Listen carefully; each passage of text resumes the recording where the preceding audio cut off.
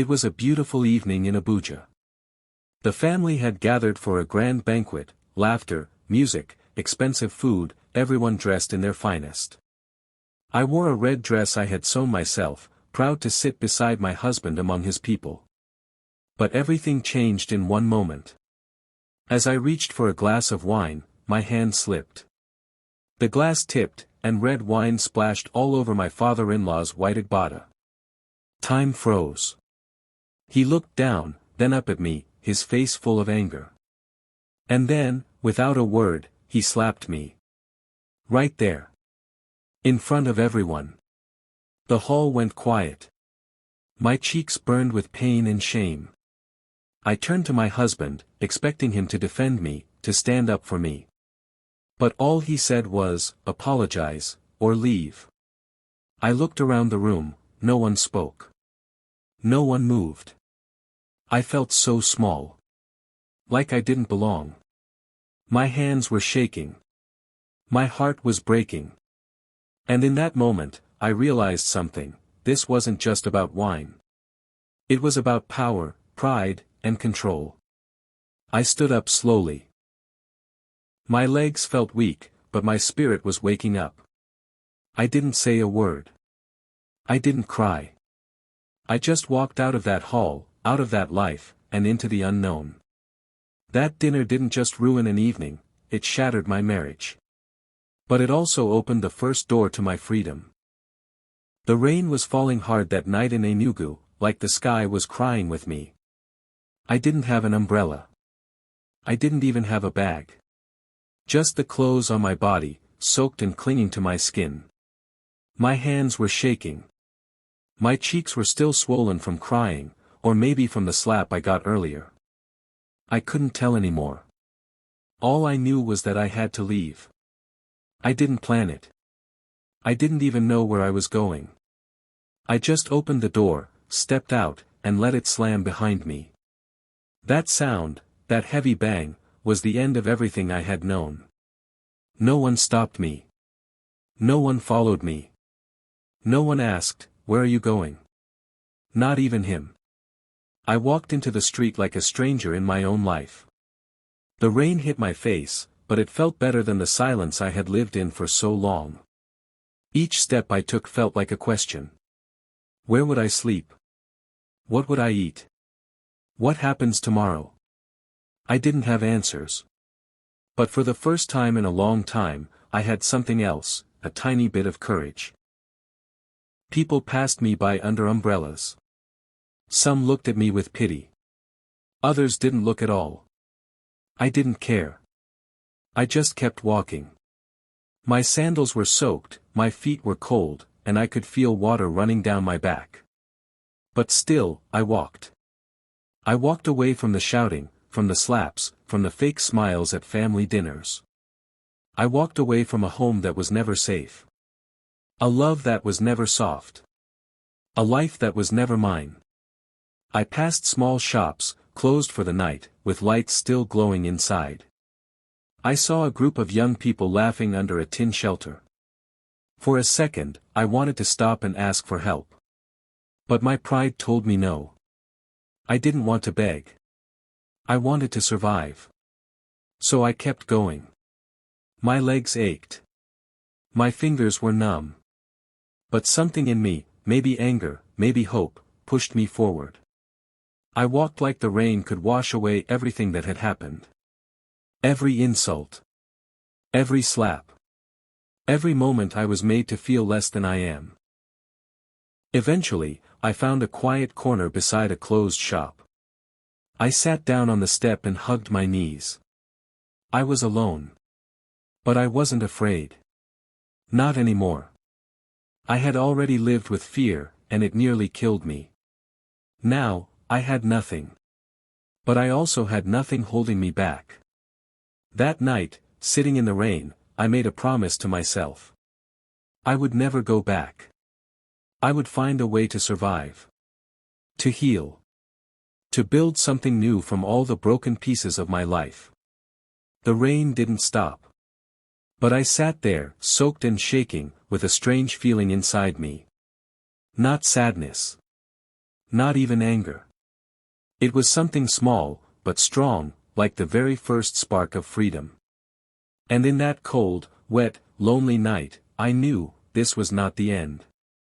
This was my beginning. The room above Mom and Kem's shop was small, very small. The ceiling leaked when it rained, the floor creaked when I moved, and there was only one window that barely let in light. But to me, it was a palace. It was the first place I had truly chosen for myself. I found it after walking the streets of Enugu for days, with no money, no plan, and no one to call. Mom and Kem was a kind tailor who noticed me sitting outside her kiosk one morning.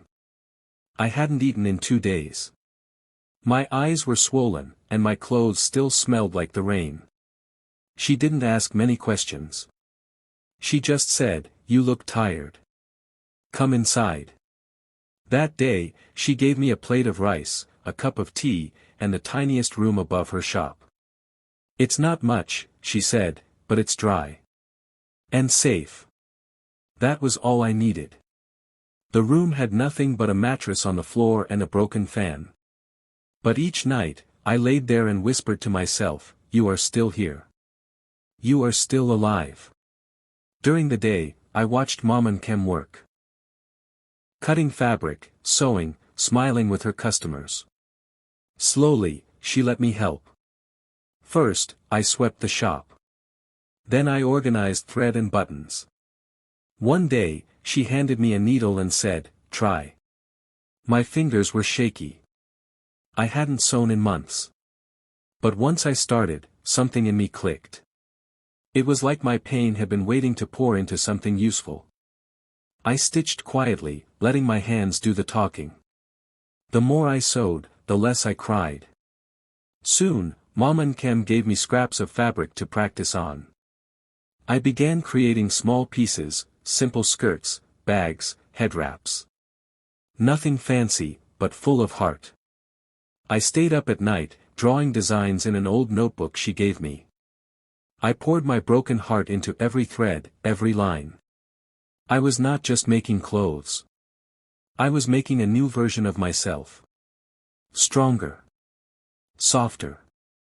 Free. There were hard days, of course. Days I couldn't afford soap or food. Nights I cried quietly into my pillow so Mom and Kem wouldn't hear. Sometimes I would see couples walking by the shop, laughing and holding hands, and feel a sharp ache in my chest. But I never thought of going back. That door had closed forever. With time, people began to notice my work. A woman bought a dress I made and told her sister. Then her sister told her friend. Word started to spread. They didn't know my story. They just knew my clothes felt special. Real. Like they were made with truth and care. And they were. Living above that shop, I found more than shelter. I found purpose. I found quiet strength. And in a way, I found a kind of love, not from a man, but from myself, for myself. Every stitch I made in that tiny room was a step forward. A step away from the girl who was slapped, silenced, and thrown aside. And a step closer to the woman I was becoming, bold, brave, and stitched back together, one thread at a time. I never planned for anyone to know my name. I just wanted to survive, to heal, to keep stitching until the pain inside me had somewhere else to live. But somehow, in that small room above Mom and Kem's shop, something bigger began to grow. I started sewing every day, creating pieces that came from deep inside me. They weren't perfect, but they were honest. I didn't follow trends. I didn't copy anyone. I just made what I felt, anger, heartbreak, hope, all turned into fabric. People started noticing. A customer would walk in, try on a dress I made, and say, "This feels different." They didn't know why, but I did. I was pouring my story into every seam, every stitch. And my story had something to say. Then, one day, everything changed. A popular fashion blogger visited Enugu and walked into Mom and Kem's shop by chance. She saw one of my designs on a mannequin and asked who made it. I was upstairs sewing when Mom and Kim called me down. I was shy. Nervous. I thought she might laugh at me. But instead, she took a photo of me holding the dress and posted it online. The next morning, my phone wouldn't stop ringing. She had tagged me. People were sharing the photo, asking where to buy the dress. It felt like a dream. And it didn't stop there. Within months, my pieces were being worn in Lagos. Celebrities, influencers, stylists, they all wanted something from the girl in Enugu who sewed magic. I worked day and night. I had no team, no money for fancy machines, just my hands and my story. But that was enough. Then I designed something different. Something painful. I called it Broken Bride. It was a long white dress with sharp cuts, torn lace, and golden thread stitched across the wounds. It was everything I had been through, all in one gown. When I posted the photo, I didn't write a caption. I didn't need to. The dress spoke for me. The design went viral. People shared it with words like haunting, powerful, unforgettable. Some said it gave them chills. Others said it gave them strength. Nobody knew the full story, but somehow, they felt it. That dress became more than just fabric, it became a voice. A voice for every woman who had been silenced, hurt, pushed aside. A voice I didn't even know I had. I never stood on a stage to speak about my pain. I never gave interviews or told the world what happened that night in Abuja, or the nights I cried myself to sleep above a tailor's shop. But my designs told the story. Loudly. Clearly. And people listened. For the first time in my life, I was being heard, not for how loud I screamed, but for how deeply I felt. Now, every piece I make carries a little piece of me. A message. A memory. A moment I survived. And the most beautiful part? I never had to say a word. The fabric, the patterns, the gold stitching over broken places, they spoke for me. And they told the world, she may have been silent, but she was never invisible. I was in the middle of finishing a custom gown when the message came in. It was from a wedding planner in Lagos, asking if I could design outfits for an upcoming high-profile wedding. The bride wanted something modern but traditional, bold but soft. She had seen one of my designs on Instagram and said, "This is the one." I almost didn't respond. I was busy, overwhelmed, and tired. But something in the bride's name caught my attention. I read it again. Then I froze. It was her.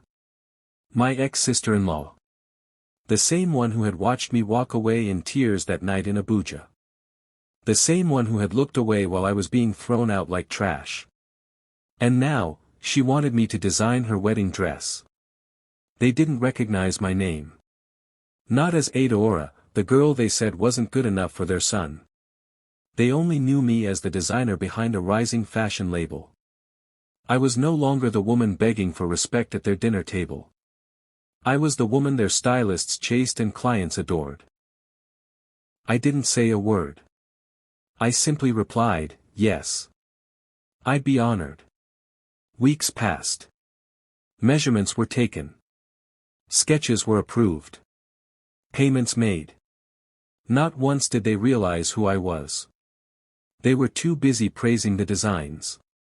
"Your work is so original," one bridesmaid said. "You must have studied abroad." I smiled and nodded. No one knew these hands once swept the floor of a tiny tailor shop. No one knew the tears behind the thread. They only saw beauty.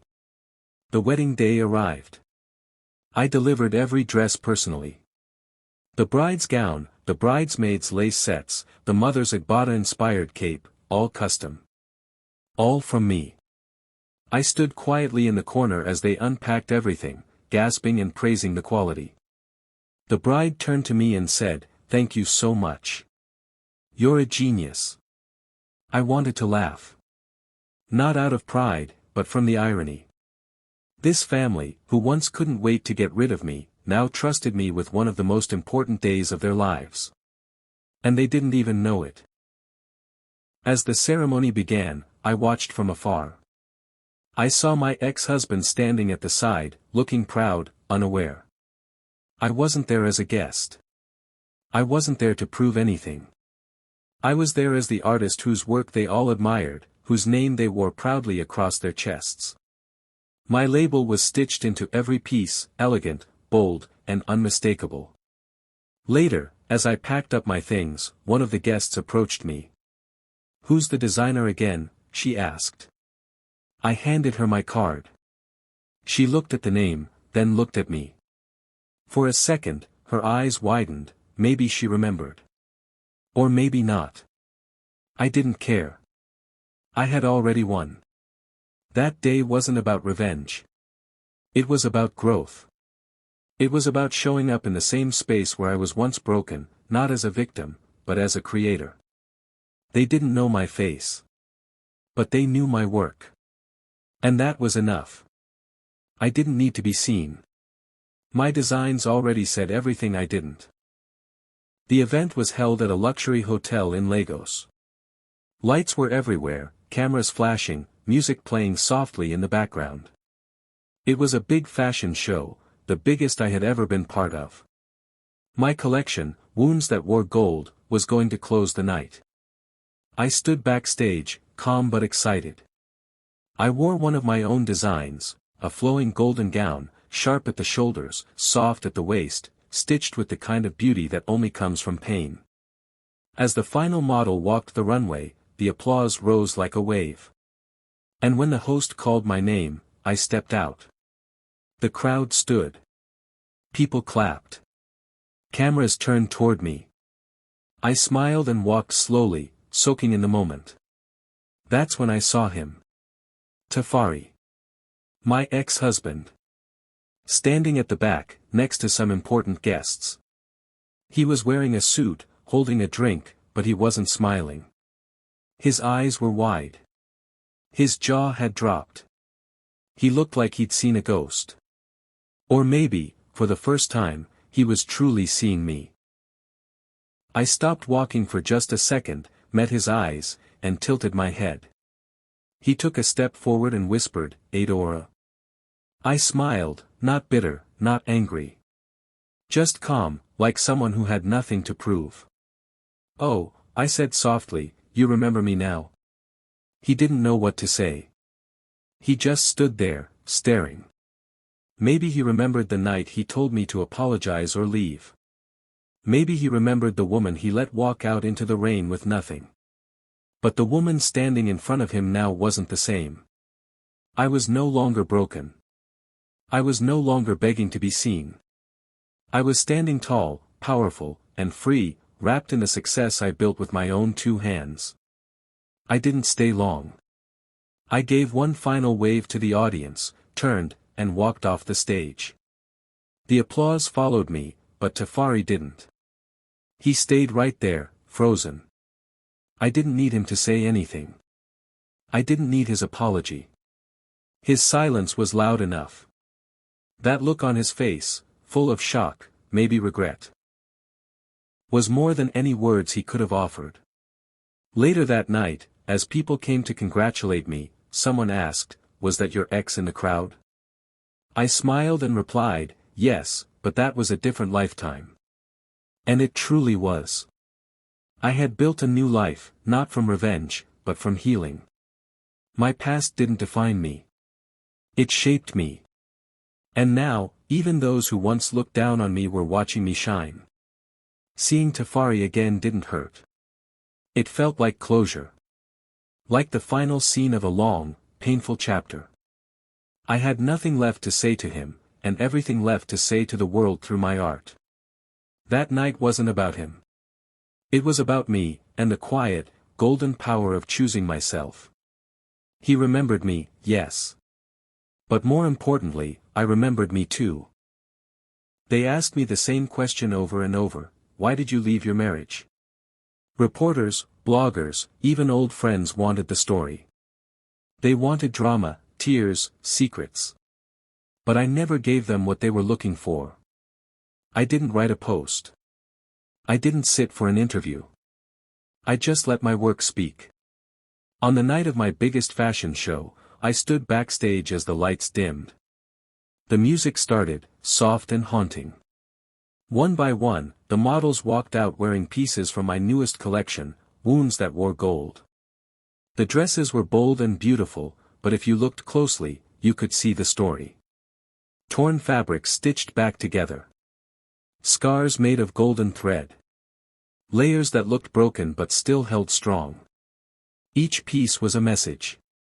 Not just to the world, but to every woman who had been told to stay silent, stay small, stay broken. This was for them. For us. When I stepped out at the end, the crowd stood and clapped. Flashing lights, shouting voices, so many questions. "Why did you leave him?" someone yelled. I just smiled. That night, I didn't say I was kicked out. I didn't say I was thrown away.